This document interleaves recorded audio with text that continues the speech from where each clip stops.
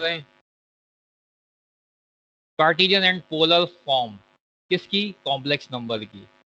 तो यहाँ पे हम कार्टेशियन और पोलर फॉर्म समझेंगे कॉम्प्लेक्स नंबर की। जरूरत क्यों पड़ती है, कार्टेशियन फॉर्म प्लेन के अंदर कॉम्प्लेक्स नंबर को रिप्रेजेंट करती है। इसकी एग्जांपल आप इस तरह से ले सकते हैं कि अगर आप एयरक्राफ्ट के ऊपर रडार सिस्टम देखें, तो रडार के ऊपर अगर आप किसी प्रोजेक्ट को हिट करना चाहते हैं अपने एयरक्राफ्ट से, तो रडार पे उस चीज़ का, उस थिंग का आपको एक इमेज नज़र आएगा पॉइंट की फॉर्म में। जो वो पॉइंट की फॉर्म में इमेज नज़र आएगा वो कार्टेशियन फॉर्म होगी, और उसके बाद आप उसका डिस्टेंस और एंगल कैलकुलेट करके उसको हिट करेंगे तो वो पोलर फॉर्म होगा। तो यहाँ पे रडार के ऊपर जब किसी ऑब्जेक्ट की लोकेशन देखनी पड़ती है तो वहाँ पे कार्टेशियन फॉर्म इस्तेमाल होती है, और उसे हिट करने के लिए पोलर फॉर्म इस्तेमाल होती है। लिहाजा कार्टेशियन और पोलर दोनों का आपस में कनेक्शन है, और कार्टेशियन फॉर्म जहाँ पे फ्लॉप हो जाती है वहाँ पे हम पोलर फॉर्म इस्तेमाल करते हैं। मिसाल के तौर पे अगर आपने ऑब्जेक्ट को रडार पे ले लिया, अब आप उसको हिट करना चाहते हैं तो आपको लेंथ और एंगल चाहिए, तो आपने लोकेशन तो देख ली लेकिन आप उसको हिट नहीं कर सकते, इसीलिए आपको पोलर फॉर्म की ज़रूरत पड़ती है। दूसरी, पोलर फॉर्म की कब ज़रूरत पड़ती है, जब हम किसी इक्वेशन को सॉल्व करते हैं जिसके अंदर रियल रूट के साथ कॉम्प्लेक्स रूट भी होते हैं। वो कॉम्प्लेक्स रूट क्वाड्रेटिक इक्वेशन में तो आसानी से मिल जाते हैं, जैसे अगर x square minus one is equal to zero, तो इसमें दो ही रूट होंगे प्लस माइनस वन। लेकिन अगर x square plus one is equal to zero तो दो रूट होंगे एक्स प्लस माइनस आयोटा। इसी तरीके से अगर इक्वेशन पॉलिनॉमियल डिग्री 3 है, x cube minus one is equal to zero, तो x cube is equal to one, cube root of unity one, omega omega square निकल जाएंगे। लेकिन अगर आप पावर्स बढ़ाते जाएं, x power 7 minus one is equal to zero लिखें, तो उसके रूट निकालना इम्पॉसिबल हो जाता है। कार्टेशियन फॉर्म में कोई टेक्निक नहीं है, लिहाजा हम क्या करते हैं, उस कार्टेशियन फॉर्म को कन्वर्ट कर लेते हैं पोलर फॉर्म के अंदर, और फिर 7 रूट्स ऑफ द इक्वेशन हम कैलकुलेट कर लेते हैं। आज ये मैं करके भी दिखाऊंगा। इसीलिए पोलर फॉर्म की ज़रूरत पड़ती है। कार्टेशियन फॉर्म जहाँ फ्लॉप होती है वहाँ पे पोलर फॉर्म करते हैं, तो लिहाजा कार्टेशियन और पोलर का आपस में कनेक्शन है। तो कार्टेशियन फॉर्म का पोलर फॉर्म से और पोलर फॉर्म का कार्टेशियन फॉर्म से कनेक्शन आपको पता होना चाहिए। जब हम कॉम्प्लेक्स नंबर यूज करके रूट्स कैलकुलेट करते हैं इक्वेशन के, तो हमें इस टेबल की ज़रूरत पड़ती है। अब टेबल में दो तरीके हैं, साइन, कोसाइन और टेंजेंट। इनका इन्वर्स भी निकाला जा सकता है, साइन इन्वर्स, कॉस इन्वर्स और टेंजेंट इन्वर्स। फॉरवर्ड केस में हम अगर देखना चाहें कि theta is equal to sine 30 degree है, तो साइन 30 डिग्री थीटा ही आ गया। अब साइन के कॉलम में देखेंगे तो साइन 30 डिग्री कहलाएगा, ऐसे साइन ये 30 डिग्री 1/2 हो जाएगा। लेकिन अगर आपको 1/2 इन्वर्स में देखना है तो साइन इन्वर्स 1/2 30 डिग्री फॉरवर्ड में ऐसे निकलेगा, बैकवर्ड में रिवर्स हो जाएगा। जब रिवर्स होगा तो इन्वर्स पढ़ा जाएगा। ये मैंने टेबल बना के दे दी है, इसकी हेल्प से हम इक्वेशंस को सॉल्व करेंगे। रोटेशंस, जब आप रोटेशंस की बात करते हैं तो आपके रडार के ऊपर कार्टेशियन कोऑर्डिनेट सिस्टम में पॉइंट कहीं भी आ सकता है, फर्स्ट क्वाड्रेंट भी आ सकता है, सेकंड में भी, थर्ड में भी, फोर्थ में भी। हो सकता है कि 2 पाई की कंप्लीट रोटेशन के बाद भी हो। मतलब पॉइंट ऐसा होता है कि बस होगा तो वन रोटेशन में नहीं मिलता, सेकंड रोटेशन में मिलता है, थर्ड रोटेशन में मिलता है, फोर्थ रोटेशन मिलता है। तो ये टेबल और ये रोटेशन सिस्टम इक्वेशन को सॉल्व करने के लिए इस्तेमाल किया जाता है, लिहाजा इसको हम पहले पढ़ा रहे हैं। रोटेशंस में एक्स एक्सिस पे 0 और 180 लिखा हुआ है, वाई एक्सिस पे 90 और 270 लिखा हुआ है। फर्स्ट क्वाड्रेंट दिखाया हुआ है, सेकंड क्वाड्रेंट दिखाया हुआ है, थर्ड फोर्थ। 0 से लेके 90 तक फर्स्ट क्वाड्रेंट है, 90 से लेके 180 तक सेकंड क्वाड्रेंट है, 180 से 270 तक थर्ड क्वाड्रेंट है, और 270 से लेके 360 तक फोर्थ क्वाड्रेंट है। इसका मतलब ये हुआ कि आपका पॉइंट किसी भी क्वाड्रेंट के अंदर हो सकता है। अब उस क्वाड्रेंट में होने के बाद हम उस पॉइंट की लेंथ और उसका एंगल कैलकुलेट करते हैं। क्यों करते हैं? इसलिए कि हमें रूट्स निकालने हैं। डायरेक्टली कार्टेशियन फॉर्म में तो रूट निकलते ही नहीं है, लिहाजा हमें पोलर फॉर्म में ले जाना पड़ता है। लिहाजा रूट्स निकालते वक्त हमें टेबल और इस रोटेशन सिस्टम का इस्तेमाल करना पड़ता है। अब इसकी पोजीशन समझ लीजिए। फर्स्ट क्वाड्रेंट के अंदर तमाम पॉजिटिव होते हैं, मतलब साइन भी पॉजिटिव होगा, कोसाइन भी पॉजिटिव होगा और टेंजेंट भी पॉजिटिव होगा। इसका मतलब एंगल जो है वो आपका साइन थीटा, कॉस थीटा और टेन थीटा तीनों पॉजिटिव होंगे और एंगल जो है अबोव एक्स एक्सिस होगा। अगर इस पॉइंट के अंदर, इस पॉइंट के अंदर मैं किसी पॉइंट को यहाँ ले लूँ, इस जगह पे जहाँ पे एरो नजर आ रहा है, तो ओरिजिन से इसकी जो लेंथ होगी वो ये होगी, उसको मैं आर कह सकता हूँ। और यहाँ से अगर मैं नॉर्मल ड्रॉ करता हूँ तो इसका मतलब ये होगा कि नॉर्मल ड्रॉ करने के अंदर जब मैं इसका नॉर्मल ड्रॉ करता हूँ तो साइन भी पॉजिटिव होगा क्योंकि अबोव दी एक्स एक्सिस है, और कोसाइन भी पॉजिटिव होगा क्योंकि राइट पर है। तो राइट एंगल ट्राइंगल जो बनेगी उसका परपेंडिकुलर बेस जो होगा, उसका परपेंडिकुलर जो है वो साइन कहलाएगा और बेस जो है वो कॉस कहलाएगा। अगर एंगल थीटा होगा और लेंथ आर होगी तो परपेंडिकुलर आर साइन थीटा होगा और बेस आर कॉस थीटा। इस तरह से फर्स्ट क्वाड्रेंट के अंदर कहीं भी आप पॉइंट को ले लीजिए, जो ट्राइंगल बनेगी उसमें साइन और कोसाइंस जो होंगे वो पॉजिटिव होंगे, लिहाजा टेंजेंट भी पॉजिटिव होगा। टेंजेंट की वैल्यू होती है tangent theta is equal to sine theta over cos theta. तो sine positive, cos positive, it means tangent positive. तो इसका मतलब फर्स्ट क्वाड्रेंट में कहीं भी एंगल आएगा या कहीं भी पॉइंट आएगा तो उसमें साइन और कोसाइंस पॉजिटिव होंगे। सेकंड क्वाड्रेंट के अंदर अब चले जाएं तो इसके अंदर जो भी पॉइंट होगा वो उसमें साइन पॉजिटिव होगा, मतलब परपेंडिकुलर पॉजिटिव होगा और बेस नेगेटिव हो जाएगी क्योंकि डायरेक्शन लेफ्ट पे चली जाएगी, एक्स एक्सिस बेस जो होगी कॉस थीटा इस तरफ होगा। और जो भी एंगल होगा वो 90 से बड़ा होगा लेकिन 180 से छोटा होगा, तो लिहाजा हम इसको कहते हैं पाई माइनस थीटा, यानी जो भी एंगल होगा वो पाई माइनस थीटा से कैलकुलेट किया जाएगा। अगर आपके पॉइंट इस जगह पर ले लिया जाए और यहाँ से ऑरिजिन को ज्वाइन किया जाए तो ये लेंथ आर कहलाएगी। यहाँ से नॉर्मल ड्रॉ किया जाए तो ये परपेंडिकुलर होगा जो साइन होगा और ये बेस कोसाइन होगी। तो आर साइन थीटा क्योंकि अबोव दी एक्स एक्सिस है लिहाजा साइन पॉजिटिव होगी, परपेंडिकुलर अबोव दी एक्स एक्सिस है ट्राइंगल का, और बेस जो है वो लेफ्ट पे चली गई है लिहाजा कोसाइन नेगेटिव होता है। तो साइन पॉजिटिव, कोसाइन नेगेटिव, तो टेंजेंट भी नेगेटिव होगा। थर्ड क्वाड्रेंट में अगर चले जाते हैं तो साइन भी नेगेटिव होता है, कोसाइन भी नेगेटिव होता है, लेकिन टेंजेंट पॉजिटिव होता है। अगर आपका स्लोप की डायरेक्शन इस तरह से होती है फर्स्ट और थर्ड क्वाड्रेंट में तो स्लोप पॉजिटिव होता है, सेकंड और फोर्थ में स्लोप नेगेटिव होता है। अब यहाँ पे कोई भी पॉइंट ले लीजिए, वहां से नॉर्मल ड्रॉ कीजिए एक्स एक्सिस पे, तो आपका ये परपेंडिकुलर आर साइन थीटा होगा और ये बेस आर कॉस थीटा होगी। इसीलिए आप जो भी पॉइंट होगा उसका जो एंगल होगा उस लेंथ आर का जो कॉम्प्लेक्स नंबर बनेगा उसका जो एंगल होगा वो पाई से ज़्यादा होगा, लिहाजा हम पाई प्लस थीटा पढ़ते हैं। फोर्थ क्वाड्रेंट में चली जाइए इसी तरह से, तो ये 90 और 360 के बिटवीन होता है, तो 2 pi minus theta, sine negative होगा, कोसाइन पॉजिटिव होगा और टेंजेंट नेगेटिव। इसमें पॉइंट ले लीजिए, यहाँ से नॉर्मल ड्रॉ कीजिए तो देखिए कोसाइन राइट पे आ रहा है और साइन बिलो जा रहा है, तो लिहाजा साइन नीचे की तरफ है, डाउनवर्ड है, तो लिहाजा आर साइन थीटा नेगेटिव होगा और कोसाइन जो होगा वो आर कॉस थीटा पॉजिटिव होगा। इस तरीके से मतलब क्या हुआ कि फर्स्ट आपने टेबल यूज करना है, सेकंड आपने रोटेशन यूज करना है और थर्ड आपने पॉइंट की लोकेशन देख के साइन और कोसाइंस की वैल्यू से थीटा कैलकुलेट करना है। इन तीनों चीज़ों का कॉम्बिनेशन बनाना है, टेबल का, रोटेशन का और इस एंगल को निकालने के लिए आप ये पाई minus theta, pi plus theta और 2 pi minus theta quant system को यूज करके आप थीटा को कैलकुलेट करेंगे।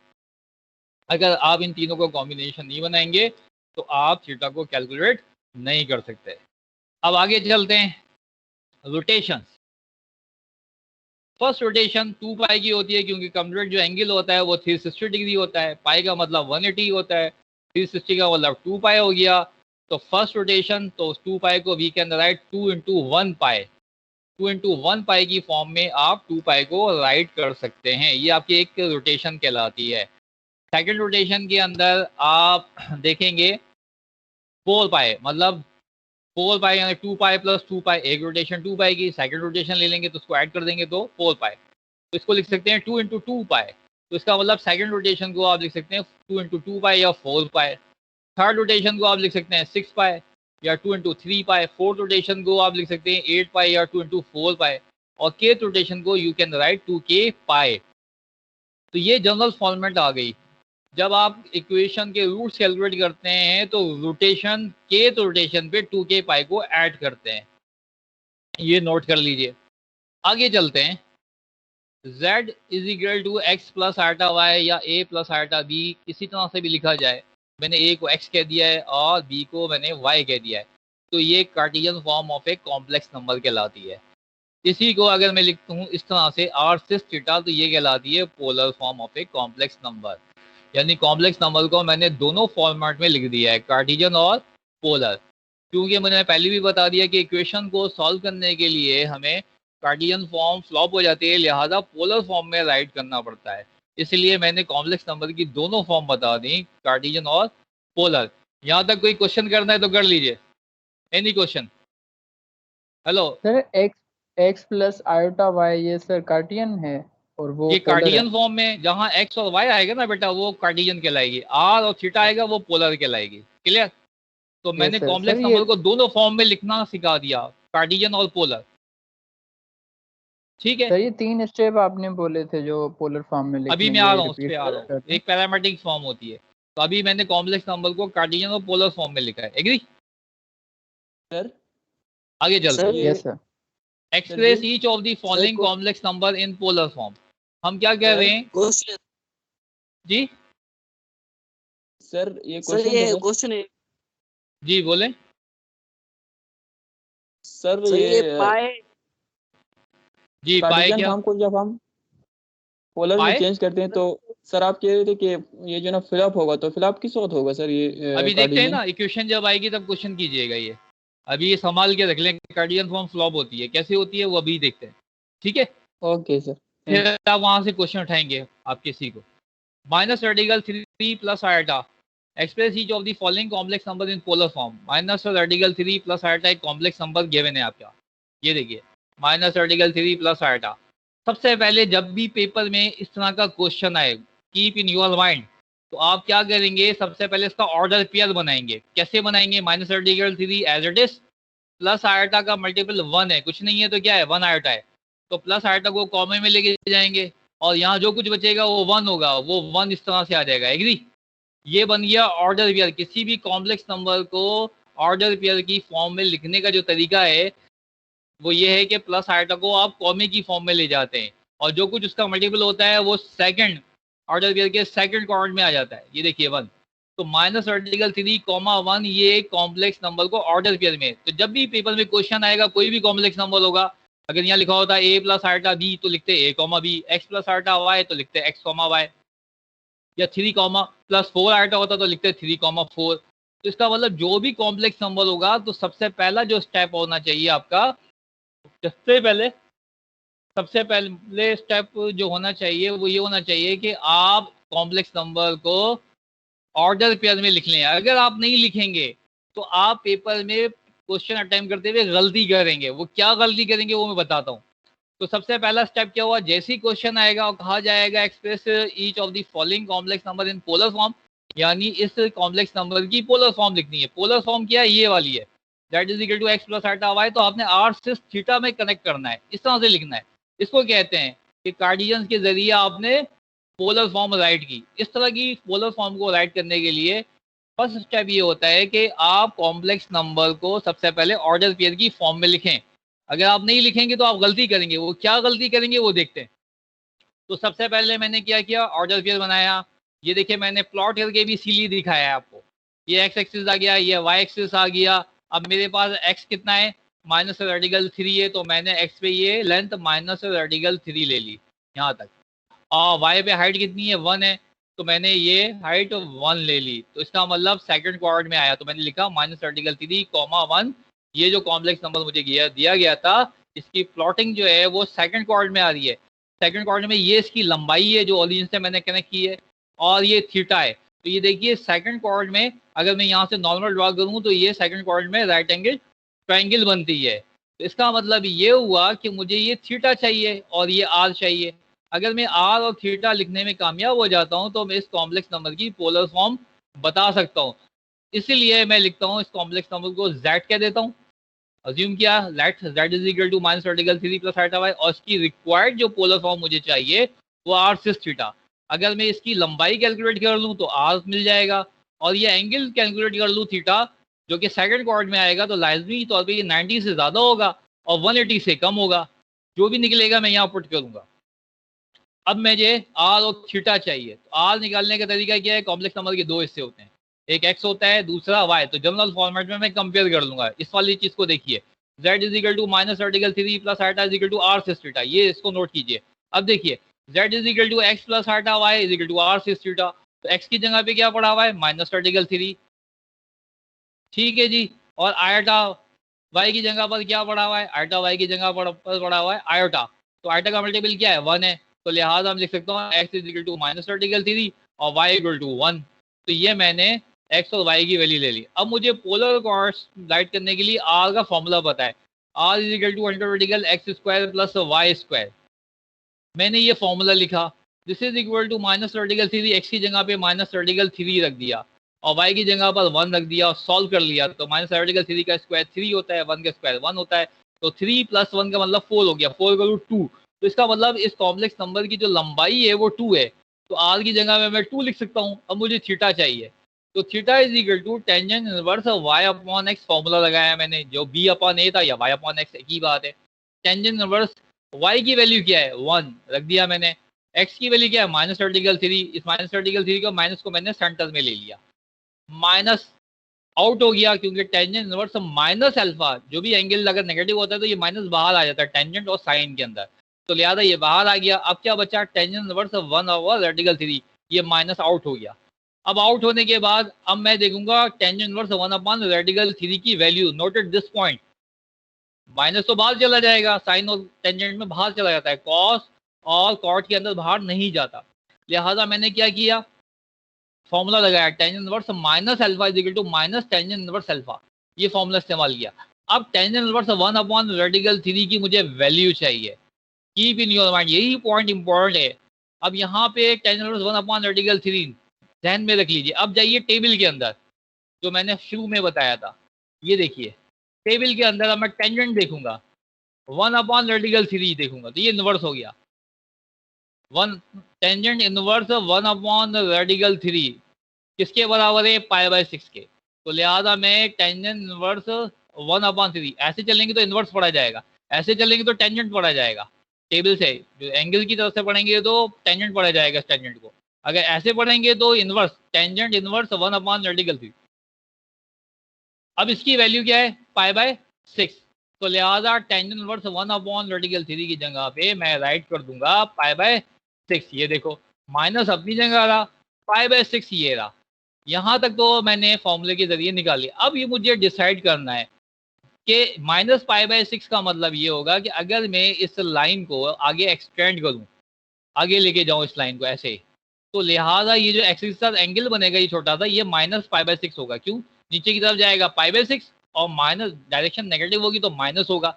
लेकिन मेरा पॉइंट तो फोर्थ क्वाड्रेंट में आ ही नहीं रहा, माइनस पाई बाय 6 तो ये शो कर रहा है जो एंगल होगा वो रिवर्स होके पॉइंट जो है फोर्थ क्वाड्रेंट में चला गया। लेकिन मेरा पॉइंट तो सेकंड क्वाड्रेंट में है, क्योंकि मैंने यहाँ पे प्लॉट करके देखा है। तो ये माइनस पाई बाय 6 बताता है कि मेरा पॉइंट जो है वो फोर्थ क्वाड्रेंट में होना चाहिए, लेकिन फोर्थ क्वाड्रेंट में नहीं है। लिहाजा मुझे इस माइनस को रिमूव करना पड़ेगा। तो मेरा जो पॉइंट है वो तो सेकंड क्वाड्रेंट में है। अब सेकंड क्वाड्रेंट के अंदर में जाऊंगा, तो अब मैं सेकंड क्वाड्रेंट के अंदर देखूंगा सेकंड क्वाड्रेंट में फॉर्मूला क्या लगता है, तो मैं टेबल को इस्तेमाल करूंगा। तो सेकंड क्वाड्रेंट में होता है पाई माइनस थीटा, ये फॉर्मूला होता है।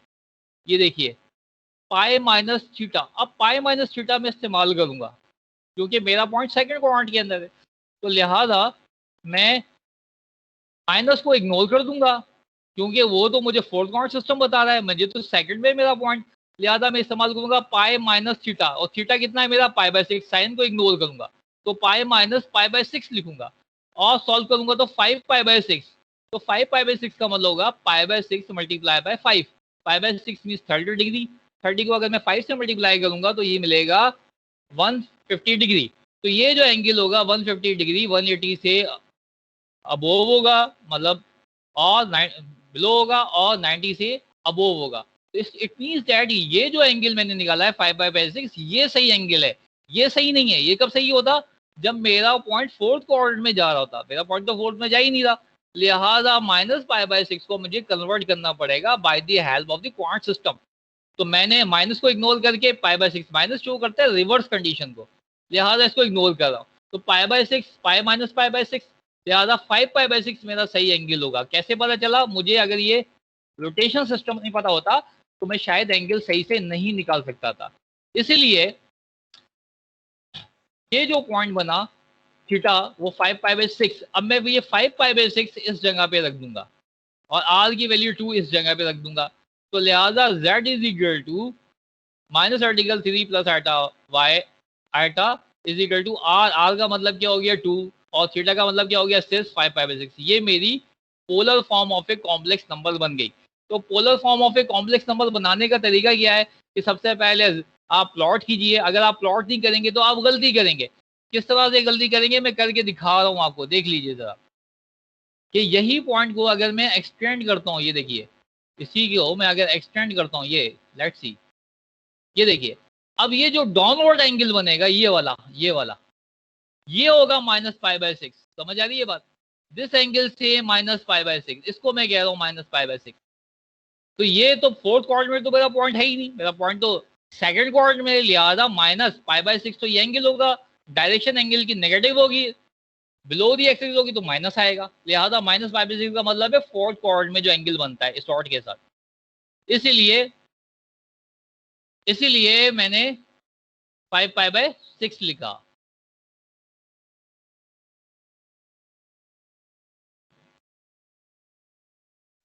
लेट्स सी, तो मैंने कार्डियन फॉर्म को पोलर फॉर्म में कन्वर्ट करके दिखा दिया कि कैसे हम कार्डियन फॉर्म को पोलर फॉर्म में कन्वर्ट करते हैं। उसमें जो मेन पॉइंट था वो मैंने समझा दिया। सबसे पहले आपने प्लॉट करना है। अगर आप प्लॉट नहीं करेंगे तो यही वाली गलती करेंगे जो मैंने अभी बताया था, -π/6 लिख देंगे। और क्यों कन्वर्ट करेंगे? जाहिर बात है आप टेबल को इस्तेमाल करके करेंगे, रोटेशन को इस्तेमाल करेंगे, टेबल को इस्तेमाल करेंगे, इनके बगैर आप नहीं कर सकते।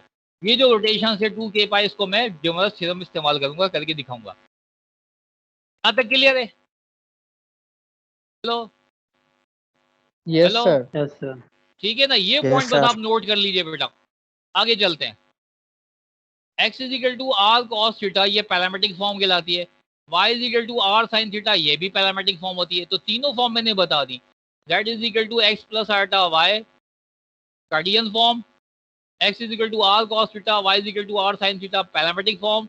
और फिर जब मैं कॉम्प्लेक्स नंबर को लिखता हूँ z is equal to r cis theta polar form के अंदर, r थीटा पोलर कोऑर्डिनेट्स कहलाते हैं। आगे आ जाइए। अब मैं इनको यूज करूंगा। अब मैं क्या चाह रहा हूँ? मैं ये चाह रहा हूँ कि मेरे पास r निकला है बेटा 2 और थीटा निकला है 5π/6। ठीक है जी। अब मैं चाहता हूँ अगर मुझे r पता है और थीटा पता है तो मैं वापस पॉइंट लिख सकूं, मतलब कार्डियन फॉर्म लिख सकूं। अभी तो मैंने कार्डियन फॉर्म बता दी तो मैंने पोलर फॉर्म बनाई। अब मुझे r थीटा पता है तो मैं कार्डियन फॉर्म राइट कर सकूं। Let's see, find the complex number z in Cartesian form. तो r मुझे पता है, थीटा मुझे पता है, जैसे अभी मैंने पहले निकाला है। ये देखिए r भी निकाला है मैंने और थीटा भी निकाला है।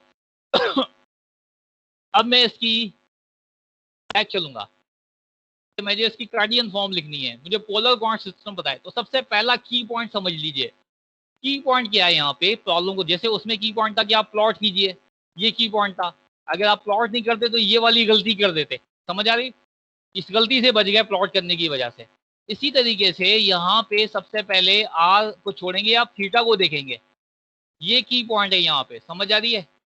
ये थीटा। अब थीटा का मतलब है π/6 का मतलब है 30 डिग्री, 30 मल्टीप्लाई बाय 5 का मतलब हो गया 150 डिग्री सेकंड क्वाड्रेंट में आएगा। तो थीटा जो भी होगा वो आपका सेकंड क्वाड्रेंट में आएगा।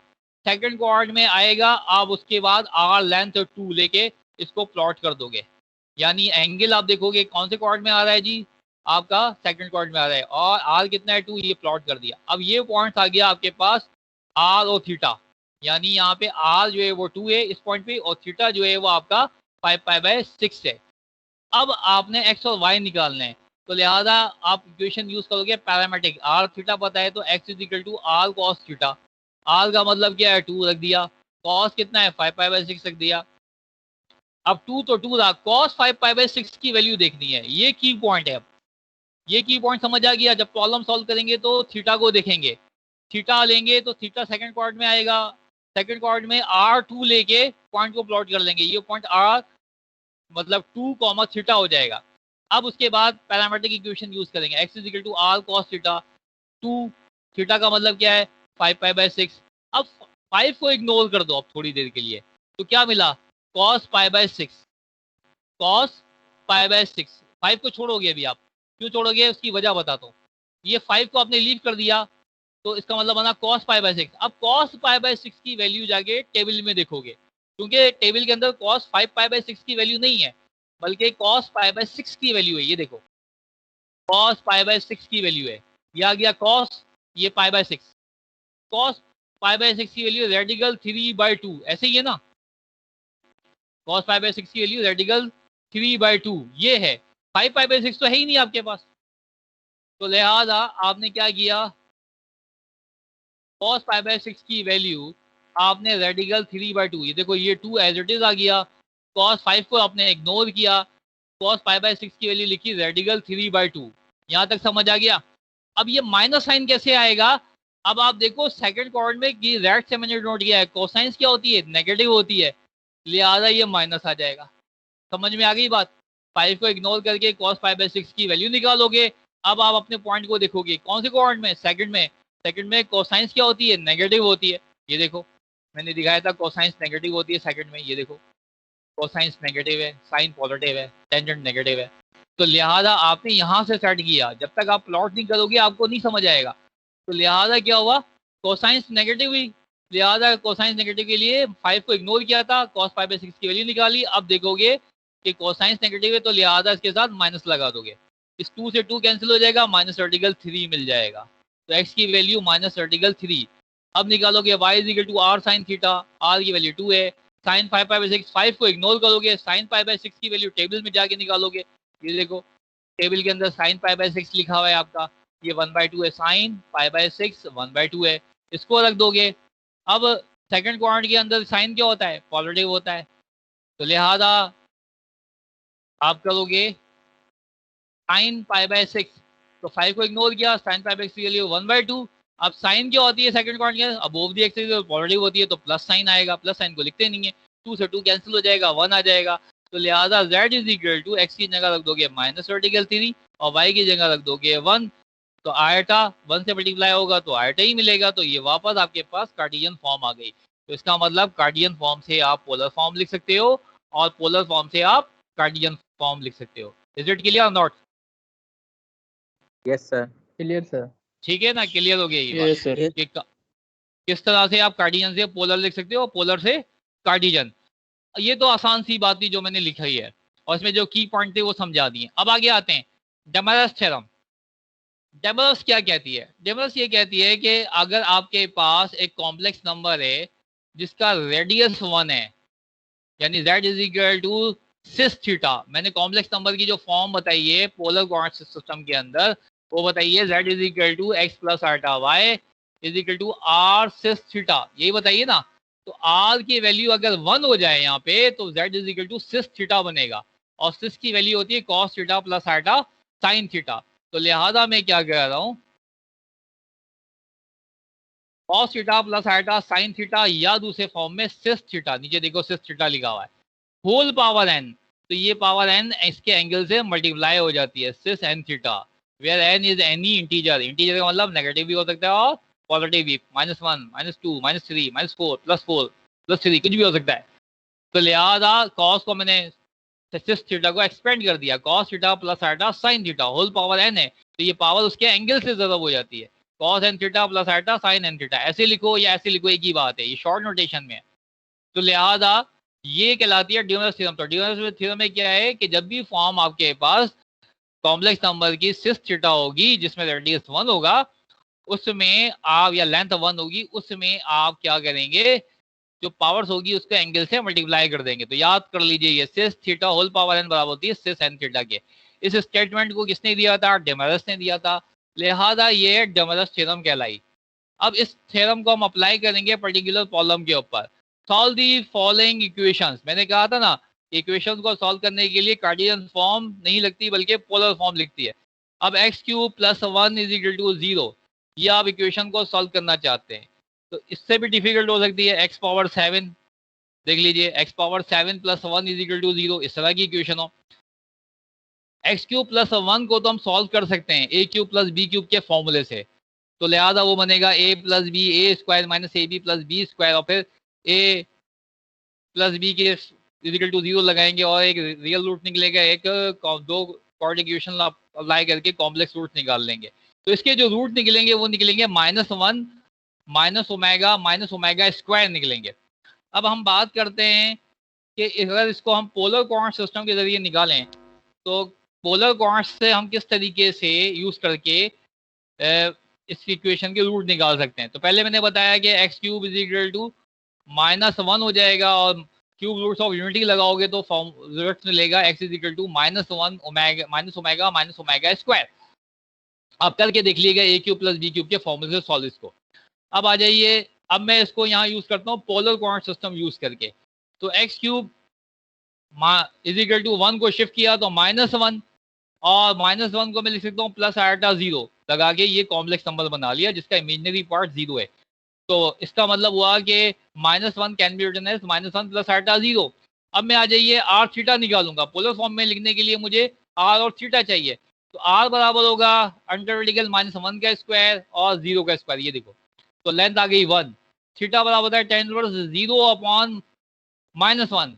तो x क्या है, y क्या है 0 है, और x क्या है -1। तो ये लिखा मैंने y अपॉन एक्स का फॉर्मूला, तो 0 अपॉन -1।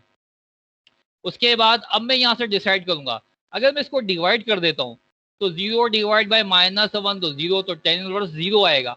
अब टेंजेंट इनवर्स 0 का मतलब है, ये देखो, ये जो x एक्सिस है, लेट्स सी, ये वाला x एक्सिस, ये जो आप देख रहे हो, ये जो x एक्सिस है इस पे एंगल 0 भी होता है, स्टार्टिंग नहीं हुआ एंगल, और एंगल एक पाई भी होता है, ये देखो ऐसे, ये पाई भी होता है। अब ये डिसाइड करना मुश्किल होता है कि एंगल 0 लें या पाई लें, इसलिए अब आप कोसाइन को देखते हो, अगर कोसाइन नेगेटिव होगा तो एंगल पाई होगा, यानी -1 होगा तो एंगल पाई होगा। वाई, कॉस पाई -1 होता है और साइन पाई 0 होता है, याद होगा आपको। तो साइन पाई 0 होगा, तो अब अगर मैं इसकी इनवर्स निकालूं तो साइन इनवर्स 0 पाई होता है, कॉस इनवर्स -1 पाई होता है, दोनों से पाई मिल रहा है। लिहाजा अगर कोसाइन यहाँ +1 आता तो मैं यहाँ एंगल 0 लिखता, यहाँ पे -1 आ रहा है, लिहाजा एंगल में 0 की जगह पाई लूंगा। वजह भी मैंने बताई है कि ये डिसाइड करना थोड़ा सा मुश्किल हो जाता है कि एंगल जो है वो 0 है या पाई है एक्स एक्सिस पे, लिहाजा वो एंगल साइन और कोसाइन की रोटेशन से दिखाता है। अब कैसे मुझे पता चल रहा है, मुझे ऐसे पता चल रहा है कि कॉस पाई -1 होता है, और -1 आपका सेकंड क्वाड्रेंट में होता है। ये देखिए -1 आपका सेकंड क्वाड्रेंट में होगा, जब सेकंड क्वाड्रेंट में होगा तो इसका मतलब -1, 0। अब आ जाइए आप क्वेश्चन के ऊपर, लेट्स सी, ये देखिए ये क्या है पॉइंट, -1 प्लस आइटा 0, तो इसका मतलब -1, 0 बनेगा ना, ये प्लस आइटा तो कॉमे में चला जाएगा, तो -1, 0 कहाँ आएगा, लेट्स सी, -1 ये आ गया, 0 ये आ गया, तो इस तरफ आ रहा है, इसीलिए जो रोटेशन होगी वो पाई होगी। अगर यही 0 1 होता, यानी एक्स एक्सिस आपका 1 होता, वाई एक्सिस 0 होता, इस तो पॉइंट यहाँ आता, उस वक्त रोटेशन 0 होती। तो सेकंड क्वाड्रेंट में जा रहा है पॉइंट, लिहाजा रोटेशन पाई होगी, ये इसमें की पॉइंट है। तो जब भी आप निकालेंगे theta tan inverse y upon x, तो y 0 है, यहाँ से पता चल रहा है, और x -1 है, तो इसका मतलब अगर ये नेगेटिव -1 है तो पाई आएगा, क्योंकि ये पॉइंट सेकंड क्वाड्रेंट में जाएगा। बात समझ आ गई। इसीलिए मैं tan इनवर्स 0 की वैल्यू 0 से -1 डिवाइड होगा तो 0 ही आएगा, लेकिन एंगल की डिसीजन यहाँ से होगी, तो वो जो होगा वो पाई होगा। क्यों? क्योंकि पॉइंट जो है वो आपका सेकंड क्वाड्रेंट में जा रहा है, एक्स एक्सिस के ऊपर है। एग्री? ये पॉइंट समझ आ गया? हेलो, यस ये सर, पॉइंट यस समझ आ सर, गया? Yes sir, yes sir. अगर ये बेटा 0,1 होता तो इसका मतलब फिर 0 डिग्री होता। समझ आ गया? ये की पॉइंट है जो मैंने लिख दिया है।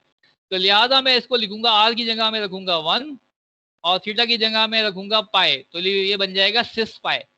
यहाँ तक क्लियर हो गया? ये तो मैंने एक्स क्यूब बराबर हो गया 6 पाई, पोलर फॉर्म लिख ली, जैसे ये वाली लिखी थी पोलर फॉर्म 2 6 5 पाई बाय 6, ऐसी मैंने ये यहाँ तक क्वेश्चन सॉल्व कर लिया अभी। ये देखो सिस पाई। अब क्योंकि इसके कितने पावर कितनी है 3, तो 3 का मतलब ये होगा कि मुझे इसके 3 रूट्स चाहिए। अब 3 रूट्स उसकी रोटेशंस भी होंगे। अब इसकी रोटेशंस कितनी होंगी, उसकी जाहिर बात है कि मुझे 3 रोटेशन देखनी पड़ेगी। पहली रोटेशन 0, यानी 0 का मतलब ये होगा कि ये अच्छी तरह समझ लो, पहली रोटेशन 0 पे होगी। 0 का मतलब होगा 1 रोटेशन तो तब होती है ना जब ये 360 पूरा कंप्लीट होता है। अगर 360 से पहले पहले कुछ वैल्यू है तो वो 0 रोटेशन में समझी जाएगी, यानी 0 से लेके 360 से पहले पहले, बिफोर 360 डिग्री। अगर पॉइंट यहाँ होगा तब भी 0 रोटेशन समझ जाएगी, यहाँ होगा 0 रोटेशन, यहाँ होगा 0 रोटेशन, कहीं भी होगा। 360 से बिलो होगा तो इसका मतलब 0 रोटेशन, लेकिन 360 कंप्लीट करके शुरू हो जाएगा तो फर्स्ट रोटेशन, फिर सेकंड, फिर थर्ड। इसीलिए जब रोटेशन की बात करूंगा तो मुझे तो नहीं पता कितनी रोटेशन है, लिहाजा मैं जनरली k तो रोटेशन लिख के 2k पाई ऐड कर दूंगा। तो सबसे पहले मैंने कॉम्प्लेक्स नंबर की पोलर फॉर्म राइट की, x cube is equal to cis पाई।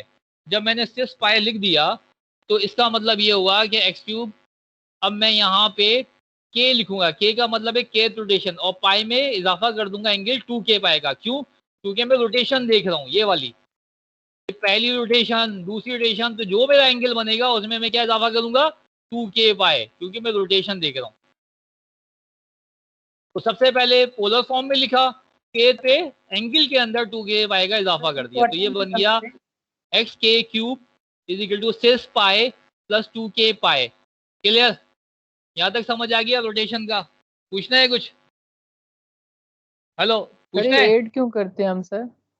बेटा केत रोटेशन है ना, तो केत रोटेशन सर पे कोई हम बार बार रिमूव कर रहा है, हमें कुछ समझ ही नहीं आया।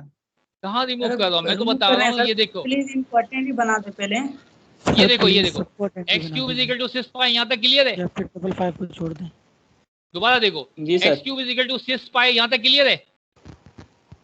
ये देखो ये एक्स क्यूब Yes, एज sir. इट इज आया, यस सर। 6 पाई मैंने ये निकाल लिया यहाँ से, आ गया यहाँ तक? ठीक है। अब मैं केथ रोटेशन देख रहा हूँ, केथ रोटेशन पे मैं क्या करूंगा 2k पाई ऐड कर दूंगा इसमें। ये 2k पाई मैंने एंगल में ऐड कर दिया, एग्री? समझ आ गया? 6 पाई प्लस 2k पाई हो गया।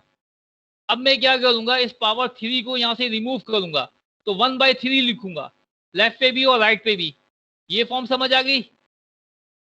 एग्री? ये sir. Yes sir. Yes sir. ठीक है ना? पाई में 2k पाई ऐड किया, क्यों? केथ रोटेशन देख रहा हूँ। उसके बाद मैंने क्या किया, पावर क्यूबिंग कर दी 1/3, 3 को खत्म करने के लिए, लेफ्ट पे भी किया और राइट पे, बैलेंस हो गया।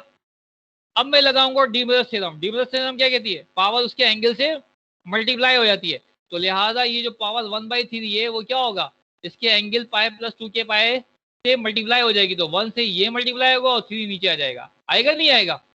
यहाँ तक समझ आ गया? क्लियर है? Yes sir. अब मैं पुट करूंगा, मुझे कितने रूट चाहिए? 3 चाहिए। ये देखो पावर 3 है 3 क्वेश्चन रूट में, सर।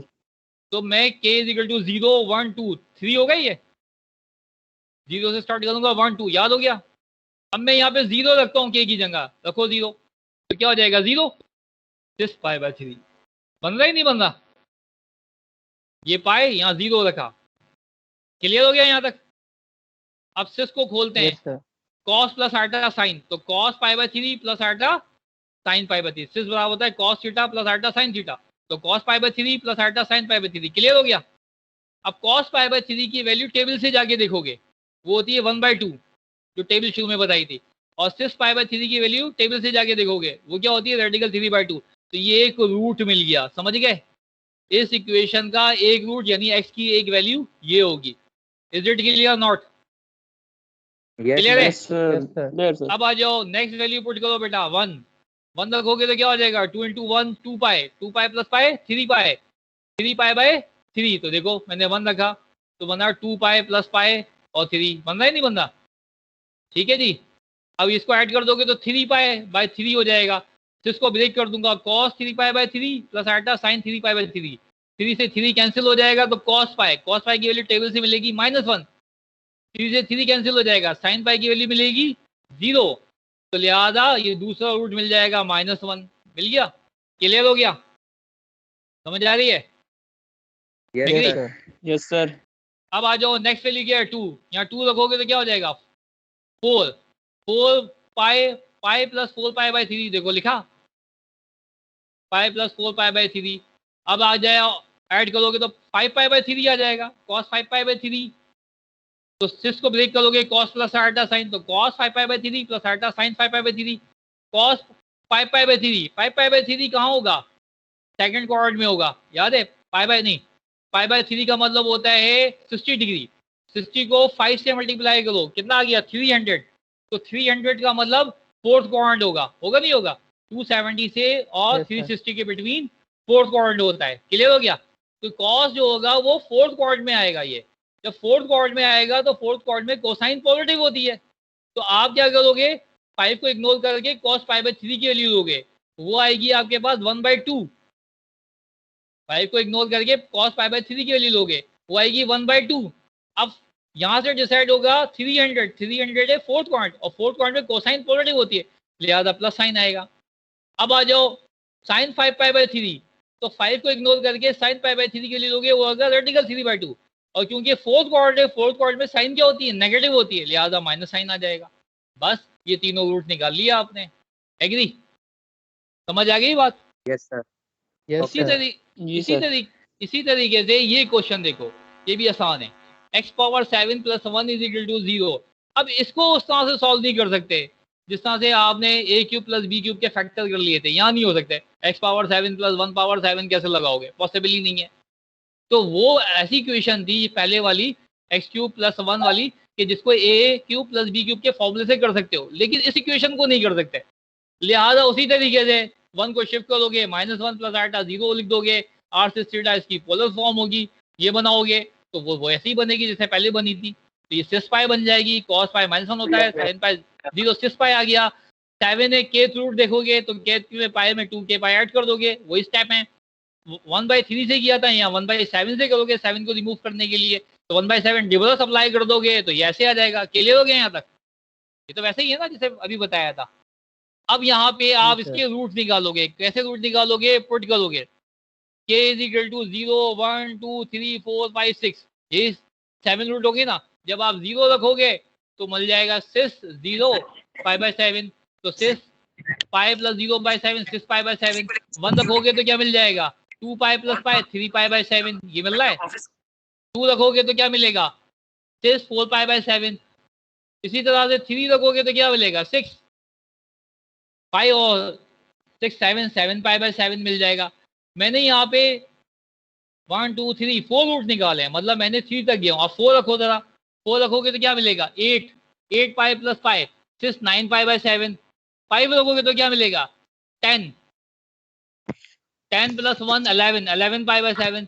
6 सर रखोगे तो ये क्या जी सर इसमें 1 3 और 5 नहीं रखे हुए, सिर्फ इवन वाले रूट्स रखे। नहीं, ऐसे थोड़ी है, π/7 है ना, ये 3 थोड़ी है कोई। इधर देखो, दोबारा से देखो, 0 रखोगे यहाँ पे इस जगह पे तो क्या मिलेगा 0, तो 6 π/7 पहला रूट मिल गया। अब 6 π/7 की वैल्यू टेबल में नहीं है, जाके देख सकते हो।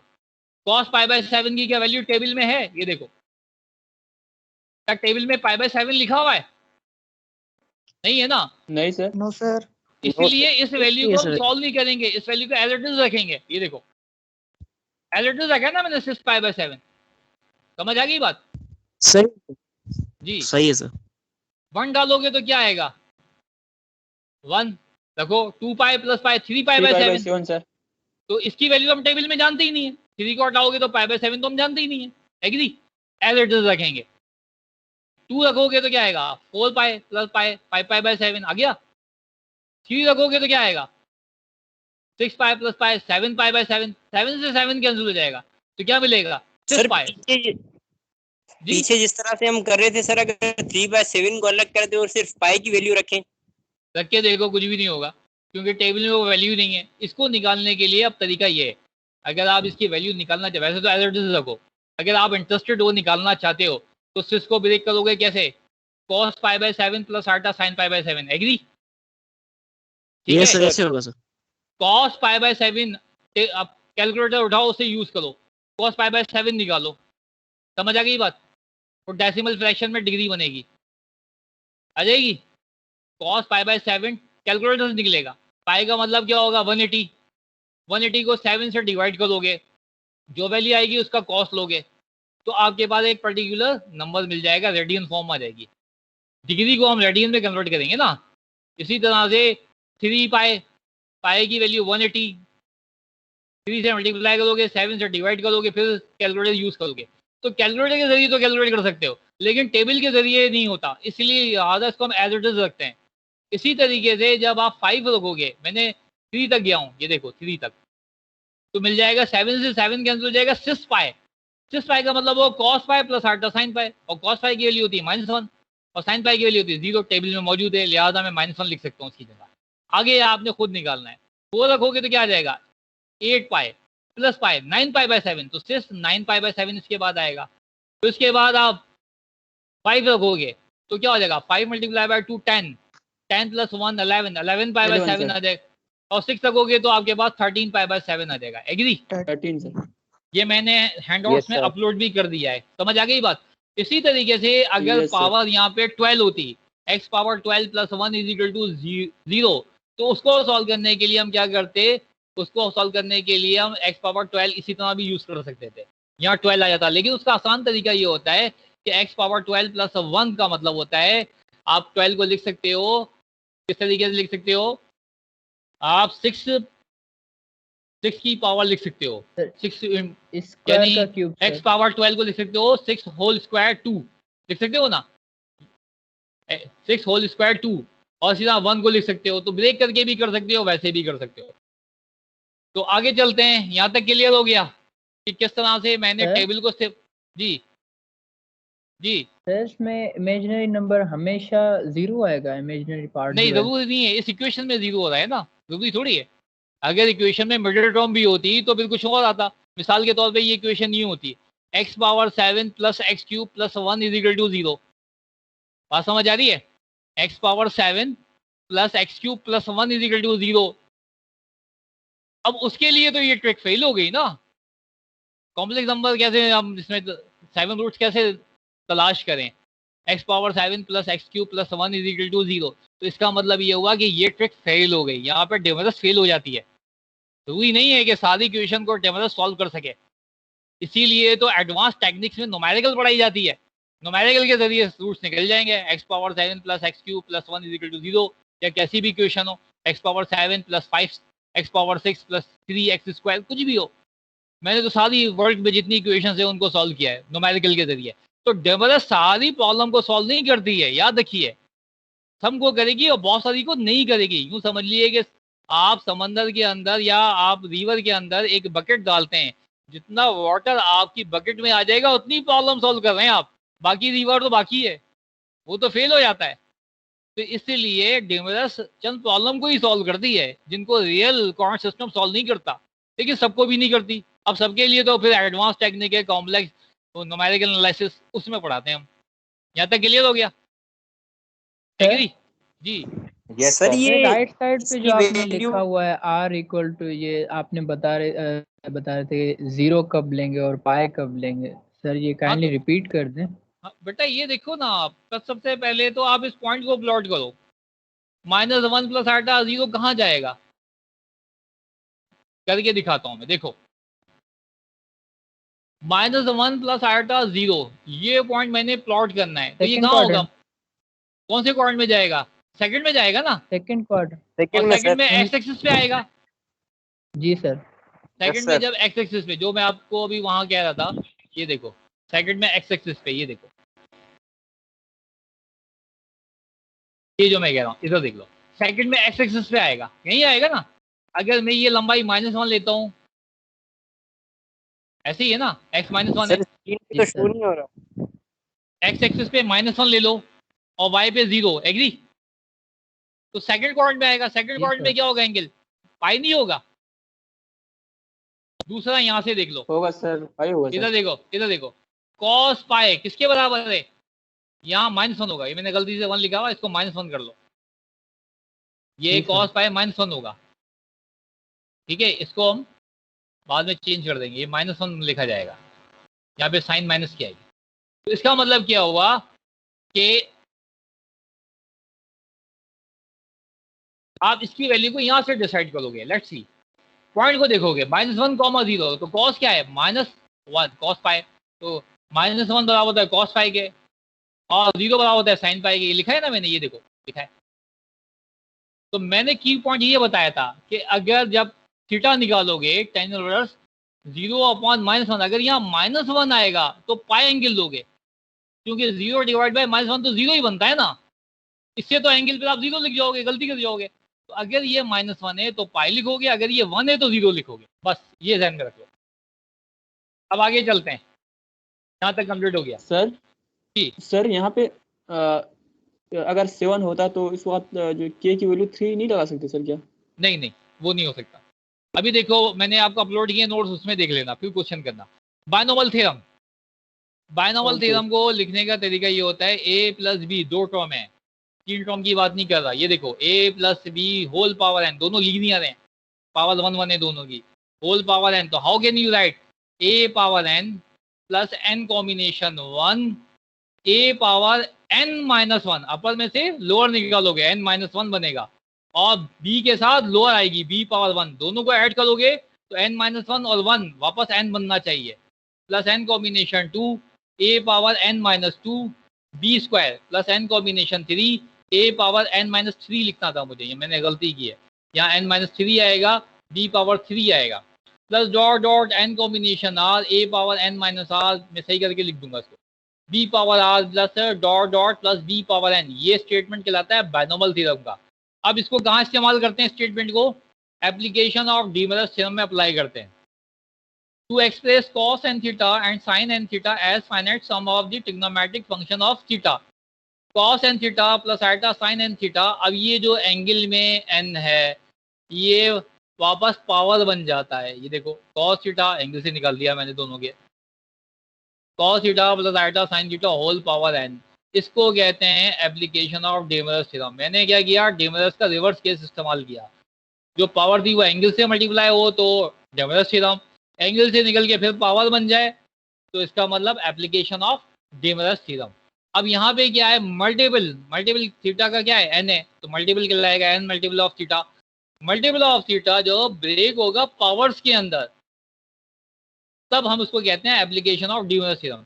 जब आप इस पे राइट वाली साइड पे बायनोमल थ्योरम लगाते हो, यानी cos थीटा को a ले लेते हो और b, a का मतलब है cos थीटा और b का मतलब है sin theta, whole power n से खोलते हो और फिर real and imaginary parts arrange करके जब आप कंपेयर करते हो दो कॉम्प्लेक्स नंबर की, तो cos n थीटा की वैल्यू ये मिलती है और sin n थीटा की वैल्यू ये मिलती है, मतलब रियल पार्ट इसके बराबर हो जाता है और इमेजिनरी ये। तो करना क्या है, इसका प्रूफ मैंने अपलोड किया है कि आप राइट साइड पे बायनोमल थ्योरम लगाओगे, आइटा वाली एक साइड करोगे, विदाउट आइटा एक साइड करोगे, यानी रियल और इमेजिनरी पार्ट्स बनाओगे, रियल को रियल से कंपेयर कर लोगे और आइटा आइटा से कंपेयर होगा, इमेजिनरी पार्ट इमेजिनरी से कंपेयर होगा। तो ये दो फॉर्मेट आ जाएंगी आपके पास। तो हमें इनमें इंटरेस्ट है कि cos n theta is equal to cos power n theta minus n combination 2 cos n-2 theta sin square theta, दोनों को ऐड करोगे तो वापस n मिलेगा, प्लस n कॉम्बिनेशन 4। अब याद करना इतना आसान है, यहाँ ये याद कर लो, एक तो याद हो जाएगा। अब यहाँ 2 के बजाय इवन नेक्स्ट नंबर क्या होगा 4, तो n कॉम्बिनेशन 4, यहाँ 2 के बजाय 4 आ जाएगा, यहाँ 4 आ जाएगा, ये देखो। अब नेक्स्ट क्या होगा 6 आ जाएगा, तो यहाँ पे 6 आ जाएगा, यहाँ 6 आ जाएगा। कितना आसान है, एक याद कर लो फिर चलता जाएगा। अल्टरनेट जा रहा है, positive negative positive negative positive फिर नेगेटिव, ऐसे होगा। इसमें आ जाओ n जी, sine n theta n combination 1 cos n-1 theta sin theta. अब इसको याद कर लो, ये और चलेगा। यहाँ 3 रख दोगे तो इस जगह 3 आ जाएगा, इस जगह 3 आ जाएगा, देखो बन गया। इसकी जगह 5 रख दोगे तो n कॉम्बिनेशन 5, यहाँ 5 आ जाएगा, यहाँ 5 आ जाएगा, बस ऐसे चलता जाएगा। एक याद कर लो, खुद ब खुद याद हो जाता है। तो इसका मतलब ये भी अल्टरनेट है, first positive negative positive negative फिर पॉजिटिव, आगे चलता रहेगा। तो ये एक्सपेंशन आ गई। आगे अगर मुझे चाहिए तो क्या आएगा, n combination 7 cos n-7 theta sin power 7 theta. इसी के नेक्स्ट चाहिए तो क्या होगा, n combination 8 cos n-8 theta sin power 8 theta, ऐसे चलता जाएगा। तो ये आप एक्सपेंशन याद कर सकते हैं। अब इसको अप्लाई कैसे करते हैं, लेट्स सी।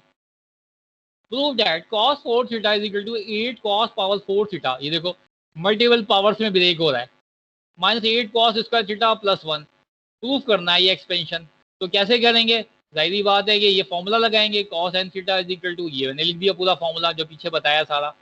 अब मैंने n की जगह 4 रखना है, ये 4 उठा के मैंने इस n की जगह रख दिया। ये देखो जहाँ जहाँ n होगा वहाँ 4 आ जाएगा, इस जगह 4 आ जाएगा, इस जगह 4 आ जाएगा, इस जगह 4 आ जाएगा, 4 माइनस 4 0 हो जाएगा। यहाँ रखूंगा 4 तो 4 कॉम्बिनेशन 6 इम्पॉसिबल है कि 4 में से 6 चीज़ें आप चूज कर सकें, पॉसिबल ही नहीं है। तो इसका मतलब ये खत्म हो जाएगा, सिर्फ ये फर्स्ट टर्म सेकंड टर्म और थर्ड टर्म यूज होगी। उसके बाद मैंने यही लिखा है, ये देखो।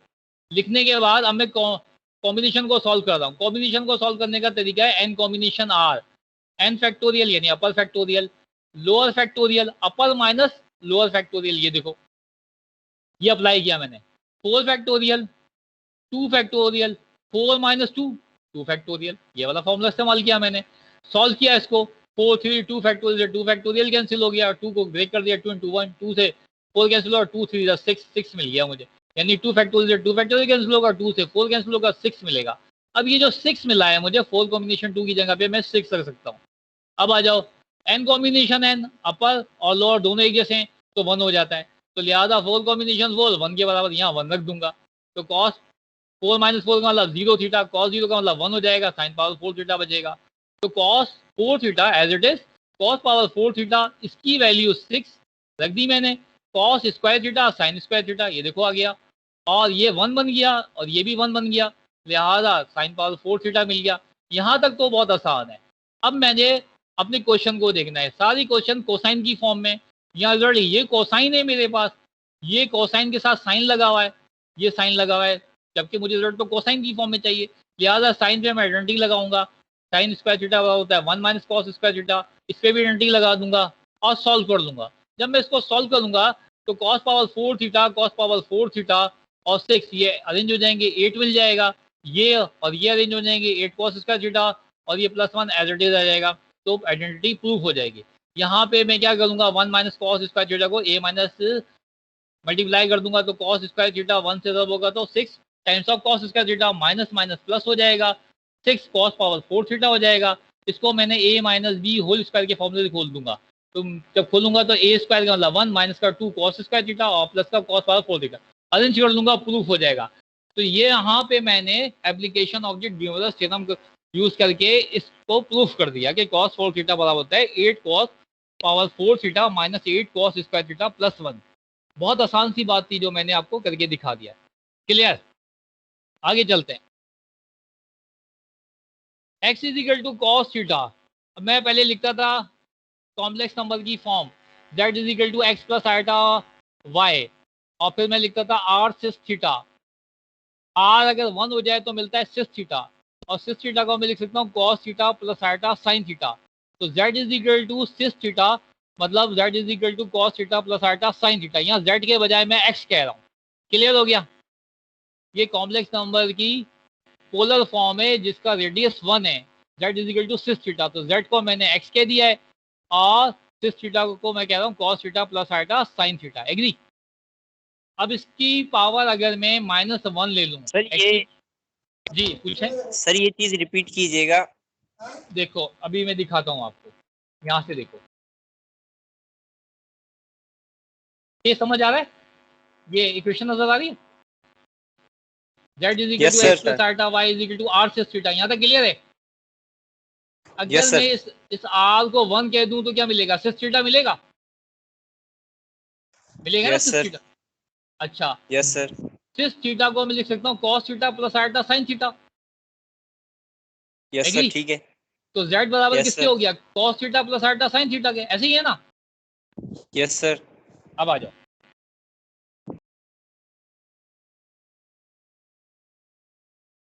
Cos theta plus iota sine theta बराबर हुआ z के, ऐसे ही है ना। Yes sir. तो z को मैं यहाँ x कह रहा हूँ थोड़ी देर के लिए, ये x कॉम्प्लेक्स नंबर है, वो रियल पार्ट नहीं है कॉम्प्लेक्स, ये वाला x ये वाला ही चीज नहीं है। ये ठीक जो है सर। ये जो मैं x लिख रहा हूँ वो ये वाला x नहीं है, बल्कि इस z को मैं x कह रहा हूँ। Correct, yes sir. मैं क्या कह रहा हूँ, आपकी बुक कह रही है x is equal to cos theta plus iota sine theta. Agree हो गया, यहाँ तक क्लियर है। यस अब सर। Yes sir. इसकी पावर अगर मैं -1 लूँ यस सर। तो x की पावर -1 का मतलब 1/x होता है भाई। Exact yes sir. सर। अच्छा, जब minus Yes, one sir. Left पे लूंगा तो राइट पे भी लूंगा, ऐसे ही होगा। Yes sir. तो माइनस जी वन सर। एंगल Yes, से sir. एंगल से ज्यादा होगी, डिफरेंस लगेगी। सर नहीं आया समझ। cos थीटा प्लस आल्फा बिल्कुल। sin थीटा होल पावर -1 होगा। इसकी पावर -1 Yes. दूं तो जो काम लेफ्ट पे करूंगा वो राइट पे भी तो करूंगा ना। यस ये सर। जो पावर Yes, sir. होगी Yes. ये उसके एंगल से ज्यादा होगी। -1 यस सर। n थीटा मतलब -1 का मतलब क्या n है ना, तो -1 क्या होगा, cos minus theta plus alpha sin minus theta, ऐसे बनेगा ना। ये जो पावर -1 है, बिल्कुल डिफरेंस लगाओगे तो एंगल से ज्यादा हो जाएगी। Yes, cos sir. Minus theta plus alpha sin minus theta बनेगा, ठीक है। Yes, sir. cos minus theta cos theta होता है और sin Cos minus theta, theta minus का sin थीटा होता है, तो माइनस आल्फा sin थीटा बनेगी नहीं बनेगी।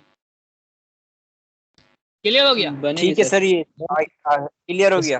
ठीक है, डिफरेंस लगा देंगे तो 1/x बराबर होगा cos theta minus alpha sin theta के। एग्री? अब मैं इन दोनों को ऐड कर दूं तो x प्लस 1/x बनेगा। एग्री? Yes sir. इन Yes, दोनों sir. को ऐड Yes, sir. कर, जब ऐड करूंगा तो ये alpha Sir? sin theta minus alpha sin theta से कैंसिल होगा, कैंसिल होगा, 2 cos हो जाएगा सर। सही है। बनेगा 2 cos Yes, थीटा। sir. समझ गया सर। और सब्ट्रैक्ट Yes, sir. करेंगे तो क्या बनेगा, ये 2i वाली कैंसिल हो sin Two जाएगी। out of sin. ये दो रिजल्ट्स मिल Yes, गए sir. मुझे। तो x plus Yes, sir. 1/x का मतलब क्या हो गया, 2 cos थीटा। क्लियर हो गया? x माइनस 1/x का मतलब क्या हो गया, 2 आल्फा sin थीटा। ये बॉक्स में मैंने इसलिए लिखे, ये दोनों रिजल्ट में इस्तेमाल करूंगा। सही। तो कॉम्प्लेक्स Sir? नंबर, ऐसा कॉम्प्लेक्स नंबर की पोलर फॉर्म जिसमें उसका रेडियस 1 होगा, उसका रेसिप्रोकल लेकर मैंने ऐड और सब्ट्रैक्ट किया तो मुझे ये दो रिजल्ट बन गए। क्लियर हो गया यहाँ तक? Yes sir. एग्री? Sir? अब देखो, अगर मैं और Yes, से sir. देखना, अब मैं अगर लेफ्ट पे इसको ब्रैकेट लगा के होल पावर n ले लूं और इसको भी ब्रैकेट लगा के होल पावर n ले लूं, तो इसका मतलब a plus b whole power n binomial लगती है यहाँ पे, लगेगी ना। Yes, sir. लगेगी और सर। उसको जब मैं खोलूंगा तो मेरे पास ये बाइनोमल थ्योरम लग रही है, देख लो, लग रही है ना। जब बाइनोमल लगाऊं, दोबारा देख लो उधर, और से देखो उसको। इसको मैंने ब्रैकेट लगाया और होल पावर n लिखा, इसको ब्रैकेट लगाया और होल पावर n लिखा। क्लियर है? लेफ्ट पे मैं लगा रहा हूँ बाइनोमल थ्योरम और राइट पे मैं लिख रहा हूँ 2 power n cos power n theta. लिख सकता हूँ ना, 2 power n Yes, sir. cos power n theta. 2 को मैं Yes, sir. क्रॉस लिख कर सकते दूंगा, हैं सर। नीचे चला जाएगा तो 2 पावर n डिनोमिनेटर में चला जाएगा, तो cos पावर n थीटा बचेगा। ठीक है? Yes sir. और लेफ्ट पे मैं लगा दूंगा बाइनोमल थ्योरम। लगाने के बाद जब मैं सॉल्व करूंगा तो cos पावर n थीटा की ये वैल्यू मुझे मिलती है। समझ गए? क्लियर हो गया? कैसे बनेगी वो मैंने Yes, स्टेप sir. अपलोड किए हैं, दोबारा देख लो एक दफा और। 2 पावर n क्रॉस Sir, हो जाएगा, क्रॉस होके देखो नीचे आ रहा है 2 पावर n -1 बन रहा है ना। और यहाँ पे बचेगा cos पावर n थीटा, तो cos पावर n थीटा की वैल्यू निकालूंगा। इसी तरीके से इस पे पावर n लिख दूंगा, इस पे भी पावर n लिख दूंगा, तो 2 power n alpha power n sin power n theta, तो sin पावर n थीटा की वैल्यू निकालूंगा। तो cos power n theta is equal to 1/2 raised to the power n minus 1 bracket cos n theta plus n combination 1 cos n minus 2 theta, यानी angle में से subtraction हो रही है, देखो, प्लस n कॉम्बिनेशन 2 की जगह 4 आ जाएगा, cos n minus 4 theta, n combination 3 cos power n minus 6 theta. तो यूं समझ लो, ये जो डिनोमिनेटर है इसका मल्टीपल ले लो, इसको अगर 2 से मल्टीप्लाई करोगे तो देखो 2 आ गया, इसको 2 से मल्टीप्लाई करोगे तो 4 आ गया, इसको 2 से मल्टीप्लाई करोगे तो 6 आ गया। आगे चलोगे तो क्या आएगा, n combination 4 cos n minus 8 theta, ऐसे चलेगा। sin पावर n थीटा ऐसे एक्सपेंड होगा, -1 whole power -n/2 divide by 2 power n -1 cos n theta minus n combination 1 cos n -2 theta plus n combination 2 cos n -4 theta minus n combination 3 cos, वही चीज बन रही है जो cos में, सिर्फ फर्क क्या है, ये साइन पॉजिटिव था, यहाँ नेगेटिव हो गया। ये सारे पॉजिटिव होंगे, ये अल्टरनेट होंगे, positive negative positive negative positive negative. Expansion अगर कोसाइन की याद कर लोगे तो साइन खुद ब खुद याद हो जाएगा, सिर्फ ये वाली वैल्यू याद रखनी पड़ेगी जो न्यूमरेटर के अंदर के -1 raised to the power -n/2। तो मतलब क्या हुआ कि ये जो फॉर्मूला था आपका, इस फॉर्मूले में जब आप होल पावर n लेफ्ट पे भी करते हैं राइट पे भी करते हैं, इस पे बाइनोमियल लगाते हैं और सॉल्व करते हैं, तो cos पावर n थीटा की वैल्यू आपके पास इस तरह से मिल जाती है। इसी तरीके से इस पर भी आप होल पावर n करते हैं, होल पावर n, इसका मैंने प्रूफ अपलोड किया है। तो जब आप साइन पावर n थीटा की एक्सपेंशन करते हैं तो ये ऐसे मिल जाती है। प्रूफ में मेरा इंटरेस्ट नहीं है, मुझे तो इन रिजल्ट्स में इंटरेस्ट है, इनको मैंने प्रॉब्लम पे अप्लाई करना है। तो ये सेकंड एप्लीकेशन ऑफ डीमोलस थ्योरम कहलाती है। अब मैं इसको पर्टिकुलर प्रॉब्लम पे अप्लाई कर दूंगा। ये देखो कॉस पावर 7 थीटा, तो 7 थीटा की जब मुझे वैल्यू निकालनी है तो कॉस की यहाँ 7 रख दूंगा, ये देखो इस जगह 7 रख दूंगा, इस जगह 7 रख दूंगा, ये 7 आ जाएगा, ये 7 आ जाएगा, ये 7 आ जाएगा, ये 7 आ जाएगा, ये 7 आ जाएगा, ये 7 आ जाएगा। आगे क्या होगा, n-8 होगा, तो 7 में से 8 माइनस नहीं हो सकता, लिहाजा स्टॉप कर दूंगा। तो यहाँ तक आएगा, देख लो आप, मैंने यही लिखा है, बस कुछ भी नहीं करना। सही है सर। फॉर्मूला लगाना है ना सर एक क्वेश्चन था सर। ये फॉर्मूला सर लगाना है। 7 में से 8 माइनस कर सकते हैं ना, वो -1 थीटा बचेगा, वो तो पॉजिटिव हो जाएगा। नहीं, यहाँ पे नहीं है, इस फॉर्मूले में नहीं है, पॉजिटिव इंटीजर के लिए, नेगेटिव के लिए नहीं है, एग्री, अलाउ नहीं है यहाँ पे। वो तो आप कहेंगे कॉस माइनस थीटा बचेगा, लेकिन वो यहाँ अलाउ नहीं है। मैं नहीं कह रहा, इसका स्टेटमेंट कह रहा है, क्लियर है। तो अब आप जब इसको सॉल्व करेंगे तो ये बन जाएगा, ये बन गया ना, फॉर्म बन जाएगी, देखो 1/2 की पावर 6 कॉस 7 थीटा, 7 कॉम्बिनेशन 1 का मतलब 7 होता है, कॉस 5 थीटा, 7 कॉम्बिनेशन 2 का मतलब सॉल्व करोगे तो 21 आएगा जैसे बताया था, और 7 कॉम्बिनेशन 3 का मतलब 35 आएगा, कॉस थीटा आ जाएगा। यहाँ तक क्लियर है। अब ये जो फॉर्मूला मैंने कनेक्शन बनाया है कॉस पावर 7 थीटा, इसके बराबर होता है, ये लैपलास में यूज करते हैं। अगर लैपलास हमें कॉस पावर 7 थीटा चाहिए तो वो तो पॉसिबल नहीं है, लिहाजा ये कनेक्शन यूज करके निकाल लोगे आप लैपलास, एग्री। आगे देखिए, साइन का ये फॉर्मूला है, अब मुझे निकालना है साइन 6 थीटा, तो मैं क्या करूंगा, इस जगह पे 6 रख दूंगा, इस जगह 6 रख दूंगा, यहाँ 6 रख दूंगा, 6 6 6 माइनस 2 6 6 माइनस 4 6 6 माइनस 6, आगे पॉसिबल नहीं है 6 माइनस 8, लिहाजा मैं यहीं स्टॉप करूंगा। ये देखो मैंने यही किया, 6 रखा, ये देखो 6 रखा, 6 रखा, सॉल्व कर लिया। सॉल्व करके जो मेरे पास रिजल्ट बनेगा वो रिजल्ट ये बन जाएगा। तो लैपलास निकालना चाहते हो साइन पावर 6 थीटा की, तो ऐसे निकाल सकते हो, क्लियर हो गया। तो यहाँ पे मैंने एप्लीकेशन ऑफ डीमोलस थ्योरम कहाँ से बनेगी, यहाँ से बनेगी, इसका प्रूफ मैंने अपलोड किया, वो देख लेना। उसमें मेरा इंटरेस्ट नहीं है, मुझे प्रॉब्लम पे अप्लाई करना है स्टेटमेंट को, तो मैंने स्टेटमेंट पे प्रॉब्लम को अप्लाई कर दिया है, एग्री। Yes sir. यहाँ तक मैंने टेबल्स भी पढ़ा दी, दोनों एप्लीकेशंस भी पढ़ा दी, 2 एप्लीकेशन है, दोनों पढ़ा दी मैंने। ये लेक्चर यहाँ पे एंड हो जाता है। अब लेक्चर नेक्स्ट की मैं बात करूँगा, जो नेक्स्ट लेक्चर है उसको हम देखते हैं। जो नेक्स्ट लेक्चर है हम उसकी बात करेंगे कि वो लेक्चर हमारा लेक्चर नंबर 4।